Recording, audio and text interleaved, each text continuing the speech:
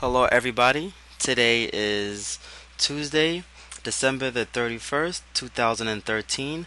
Happy New Year's Eve, and I hope everyone is going to have a enjoyable and safe one. Um, Today is the daily Elliottwave video, and we will just take a look at a couple of setups as we close out 2013 and as we open up 2014. Okay, so we do currently have one open trade. Okay, and then let's actually pull that up. I'll show you guys the setup. That open trade is the long Aussie yen. Okay, we called it from 93.86, and the setup was a breakout on the 4-hour chart. Okay, that breakout, we see a break above the descended trend line that has remained intact since about 95.50. So nice. So now what we're looking for is a continued upside on the 4-hour and daily timeline. So let's look at this now. It's up about 11 pips. And really the the daily setup is the one of great importance. Okay, now let's actually pull that up. So here, okay, so the daily, we'll watch it. Is about 2 more hours left. In my opinion, I think this should ideally hold, and then you're looking for about 100. Okay, 100.33 in my opinion is the next possible upside movement. It could come shy of that. All right, and the reason why I say that is because the 61.8% Fibonacci retracement is just around 98. As we continue to break higher, I will scale out of the position, taking off quarters or halves, and then look to really hold that last half or the last quarter for the 100.33. If we get there, I will also look to trail stops to lock in profits where we see fit.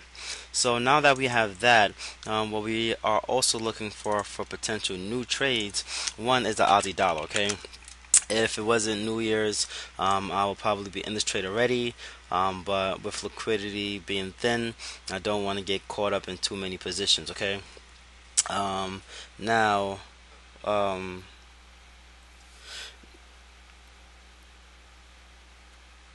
okay. So here we have 89 flat. 89 flat. I do like for longs on the Aussie dollar, and then looking for about 93. That could be a possible upside. Now, what's interesting about the Aussie is that if you look at it on the daily time frame, it has made a double bottom. Okay, if we zoom in, you'll see it here. Has made a double bottom and has also overlapped that previous low. So making it of great interest. Now, if this B wave here holds, in my opinion, I still think this bottom side will lock in. But then don't overlook the fact that if so, we are looking at a massive upside in the Aussie dollar. Hence, because if you look at Aussie yen, that's off of Aussie strength, looking at almost 1,000 pips higher. Aussie dollar, A equals C will come in at 97. That'll be the double top. All right, so in my opinion, could see further upside. We could even see possibly 103, but all of that remains so long as the double bottom at 88.40 holds. Okay, so what I'd like to see is basically prices to remain around current levels. We also, from a moving average standpoint, have seen the 10 period cross above the 20 period SMA, signaling for further gains. And I really do like the fact that the Aussie has broke above that minor resistance area here. Alright, so still pointing to further gains, not to overlook, but we do have momentum divergence. Okay, momentum divergence here, so I really do like this pair. Now, the interesting part is that the Kiwi is nowhere near close to where the Aussie has been in terms of breaking down. Kiwi, I will like longs, but if we could make a 4-hour close above 82.50, that will be of great importance as we kick off January. But if we hold here, then we are still looking for further downside up into 80.12. So be careful is what I'm saying. My standpoint, I may actually hedge the Aussie with the Kiwi. So I may actually take an Aussie long, try to move stops on Aussie yen, either to break even or to risk a little bit, and then take the Kiwi short. But if we break, close that out and then get long, okay? Because so long as we hold below 82.50 on the Kiwi, that obviously looks for a downside risk there. With that being said, let's look at Aussie Kiwi. Aussie Kiwi, we do like for longs. We have been chopped up in this, whether it's break even or minus dots, but I want to see how this pair develops. If we break down to possibly get to 107, 107 will be a retest.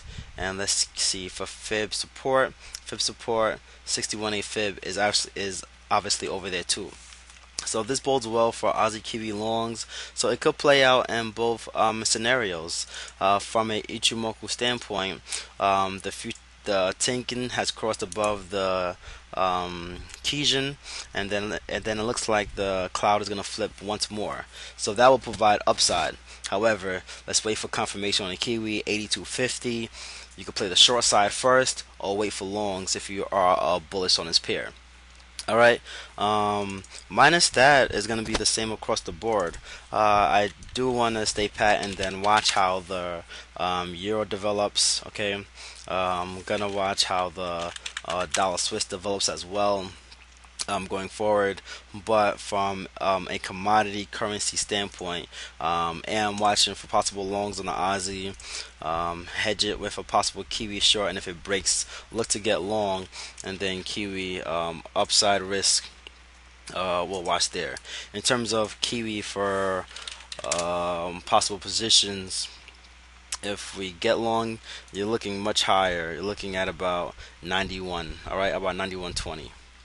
So a lot of possible upside if it breaks, but then downside risk. Again, as I said before, so long as we hold, then we are looking down towards that 80.12 zone.